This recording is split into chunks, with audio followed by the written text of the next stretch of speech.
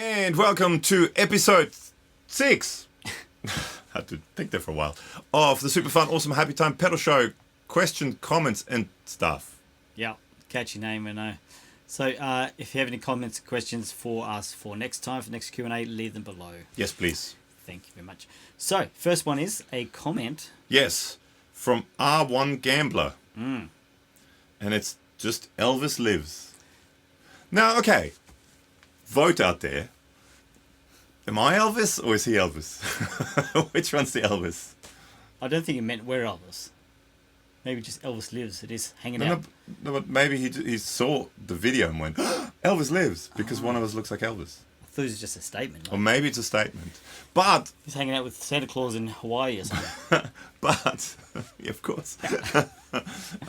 But if one of us... Which one of us do you think is more Elvis? Oh. Leave it in the comments below. Thanks, R1 Gambler. And then we'll do another comment, may as well. We'll start with comments. Steve Turner wrote, if Louis Theroux reviews guitars. And I think he meant you. Yeah, I'll take that. Louis Theroux. He's cool. I think he's cool. Or who do you think looks more like Louis Theroux? Comment below. Thank you, Steve Turner. Thank you, Steve Turner. So Frank Johnson said, would you prefer to have an expensive guitar and cheap amp or a cheap guitar and expensive amp? Okay, you go first. You asked the question. I'm I'm going out of focus in the background. going to have to say expensive guitar, cheap amp. Yeah, I'll probably say the same. Thanks, Frank Johnson. Because you can get some really cool cheap amps. Like I've got Yeah. I've got that what is it called? Tube Screamer amp. Is it TA15 or something like TS15 Ibanez? Yep. Super cheap amp, really good. But if you play a nice guitar into it, it feels nicer, better, and you play better. Yeah. Although cheap, crappy guitars have their moments too, I think. I still stand by my decision. Yeah, I'll go with him too. Yeah. Same. Thanks, Frank Johnson. Thank you, Frank. Hey, this one is from Rob Rhodes. Hey, mate. Hope you're well. Hey, Rob. He said, what do you think the next big thing is in used pedals? We've got the Klon and King of Tone, amongst others, going big, having a big boom with pricing. So what's going to be the next one? Well, I wish I'd know that. Yeah. Okay, you go first. I'll go out of focus again. Maybe I think the big box electro-harmonic stuff's going to get... It's already expensive. Getting there, but there's still a few bargains to be had. Like, Okay. It's not like $1,000 a pedal yet. Yeah. No, okay. You know, probably old electro-harmonic stuff. Even the like the fuzz you got, the what do you call it? Russian Big Muff. Oh yeah. Well, I mean, So- the green ones were Yeah. getting like $1,000. Oh, they really? Yeah, almost, yeah. That's And then stupid. and the now the black ones, the later ones, which up until very recently were basically nothing, are quite cheap now. So those, I mean, quite expensive now. and probably some of the things you're getting into, like all the DoD stuff. Well, I'm hoping. Yeah. Well, some DoD stuff is already quite expensive. There are a few pedals that I tried to collect, and I blame you, Josh Scott, most likely, are getting a bit more expensive, like the reverb and all that sort of stuff. Yeah. I think, I don't know, I have a feel, I shouldn't really even say this because I started collecting the stuff, but I think the DoD stuff is getting quite expensive in parts. Yeah. But I think Digitech might come next, like the early Digitech stuff, which is basically DoD. Right. Yeah. of course. But before it became the Hardwire series, before that it was the... What was it called? I don't even know what it's called. Series? But you have like the... was it Bad Monkey and the Hot Head and all those pedals? I think that they're quite good pedals. Don't buy lots of them now to bring the prices up, but I quite like those. And I think maybe that... But I mean, I wish I'd know. Yeah. I mean, I had the famous story. I had a Klon.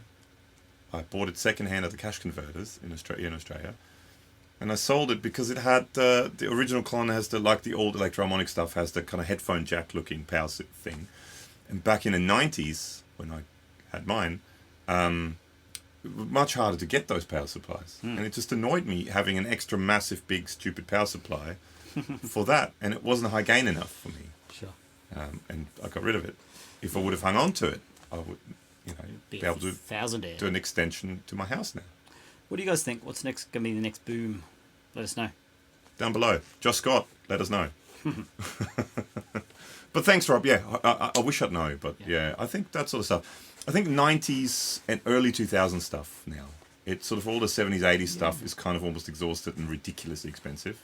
Yeah, some 90s and early 2000s stuff is kind of where it's heading next, I think. Interesting. Stay tuned. Okay, here's a question from our friend Jared. He said, how come your fingers and toes are the only things that get wrinkly in the shower and nothing else does? Does anything else get wrinkly in the shower for you? Your knees? My knees, yes. Yeah. I don't know. Does anyone know? I guess because they're sort of not muscly, but meaty bits. You know what I mean? It's like fleshy, skinny bits. Yeah. Without muscle underneath it. Because you don't really have any muscles in your fingers. They're all here. Let us know. Is that what it is? But it's one of those things, we always wonder and ponder. Comment below. Yes. Shoebird, S. Shoebird, asked, what are your hobbies apart from the obvious music? What are your hobbies, Alex? Do you have any hobbies? I like kayaking. A friend and I go kayaking and look at birds and drink beer. So that's pretty much a sport. Birds, define birds. Water birds. Water bird. Okay. Not the define water birds. Bikini birds. Not the bikini birds. Yeah, we do that. Bird watching. Yeah, well, with beer and kayaks. Yeah, so that's fun. I don't know. Bird watching with beer and kayaks. That's like that should be like another Bear Grylls kind of TV show. Bird watching with beer and kayaks. Oh yeah, this is my beer. This is my kayak. What about you? I used to play a bit of tennis, but I haven't as much recently. But then my kids are starting to get a little bit into tennis, so I'm hoping to get into tennis with them. I've always enjoyed a good board game. I'm old, so I'm from the board game days, so I always liked a good board game, and we try to do board game nights with the kids. Yep. Because they quite like them too. And I mean, if you just shove the kids in front of the TV all the time, then that's all they want to do. But if you do other things with them, they want to do the other things too. Yeah. I don't mind the odd bike ride, as in push bike. I don't have I don't wear enough vests and have tattooed arms to ride motorbikes. But obviously. And my midlife crisis hasn't kicked in completely. But any day now. Any day now. Yeah, that sort of stuff. Table tennis. I quite like. We have a table tennis table at my place. Oh. I quite like table tennis. We'll have to have a battle one day. Do you call watching football a hobby? Sure. As in real football, as in not European league. an egg that you like an egg-shaped thing that you throw when you have a ball and you use your foot all the time, like soccer, football. I got up this morning 5 a.m. to watch. Oh yeah. Champions League. Oh. Yeah. The semi-finals, Champions League. Paris Saint-Germain and Manchester City. Now you know. And sadly, Manchester City won. Boo, Manchester City. Good question. Thanks, sir. So, Robert Menzies says... Robert? Hey, man. It says, I struggle to use a real live pedal with software like Amplitude, as I find Amplitude often overrides the effect of the pedal. Do you have any recommendations for settings? Well, I'm actually about to start doing a bunch of videos. I've been meaning to do them for a while and actually tried filming them, but this is a little while ago and I had issues with the screen recorder. So I used to use... This is getting sidetracked, but anyway, I'm going to say it anyway. I used to use QuickTime because you can record the screen. But what QuickTime actually does, it doesn't record in a set frame rate. It goes into variable frame rate depending on the CPU usage. Right. And IK Multimedia stuff does use quite a bit of CPU. So what happens is you do the screen reader and then you line up the videos and then all of a sudden it'll go out of whack. And then they go even more out of whack and then go back into whack.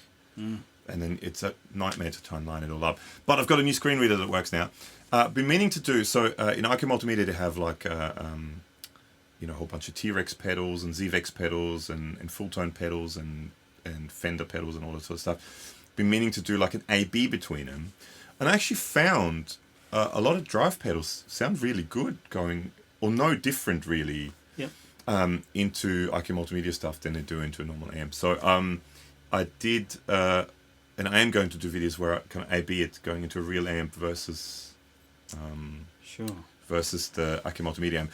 The thing I think that people need to remember with that kind of stuff is, and I think a lot of people don't necessarily realize it as much because they don't have access to tons of amps. But if you take one overdrive pedal, for example, and you put it into, let's say, into like that amp here, which is a like a Voxy matches kind of vibe amp, or you go into this amp here, which is the Fender Dumbley kind of vibe amp, the same pedal will sound quite differently. And we often, when we do videos, there's a reason why we sometimes use that amp and why we sometimes use that amp, because some pedals just sound much better into the amps like that and not any good into amps like that, or vice versa. Because you've got the mid-scoop thing here and you've got the mid-forward thing here. And you've got to remember that with a lot of amps on IQ Multimedia as well, because they act kind of the same way. So I know, for example, Engel is a brand, my Engel amp, that some overdrives, it just really doesn't like it. Sure. And then you try the same thing into the Engel Powerball amp sim, and it will react similarly. Right. So it's finding matches that work. And the other thing is, if you use modulation and stuff like that, it's putting in some, or delays and things, it's sometimes putting it afterwards. So, which is where it gets a little bit trickier, where if you have insert loops and stuff like that. But depends on what. But there will be videos on that, Robert. There'll be videos on that. Thanks for the question. Very long answer, but yeah, there'll be videos on that. And we have one last question, just because we haven't done one of these for a while. Yo. Oh no, we'll have two, because Pirate Alex. This isn't the Pirate Alex question. Can be. Okay, this is from Pirate Alex now. This is from Matt Wakeling. Hey Matt, at Guitar Speak Podcast. Go and subscribe to this podcast, by the way. Killer podcast. If you can only take one guitar, one amp, and 3 pedals to a gig, what do you take?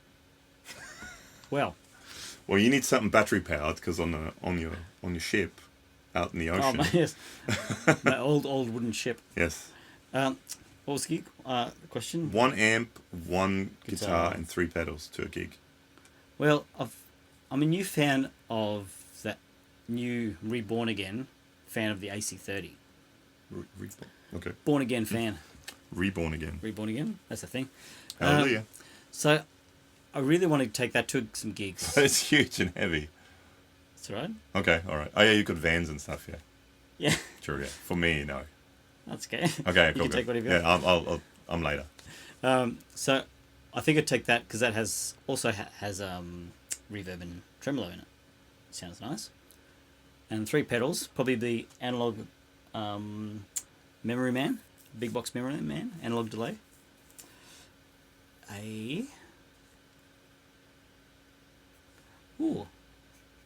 What about one of the, what are they called? J-Rocket? Oh, J-Rocket design. J-Rocket Dumble pedals. And there's a video for, you were just pointing at the monkey, the Bat Monkey, or whatever it's called? Hot Rubber Monkey. Hot Rubber Monkey? Video for that here. Yeah. So that's 2 pedals, isn't it? That's 2 pedals. And I need something else. You need a 3rd pedal. Do you need maybe the Silver Kiss from Catlin Bread. Catlin Bread, okay. And I'd take my Tompkins Telly because that's just so familiar. It's super versatile. Okay. And good. Okay. All right. So if I'm going to cheat ever so slightly because one of the pedals is going to be the HX Stomp, which can be lots of stuff. Okay. But that's a thing. It's like a multi-effects thing, Right. Which can also be an amp if I need to, if I can't be bothered lugging an amp. Okay, HX Stomp, I'd have to have a whammy pedal.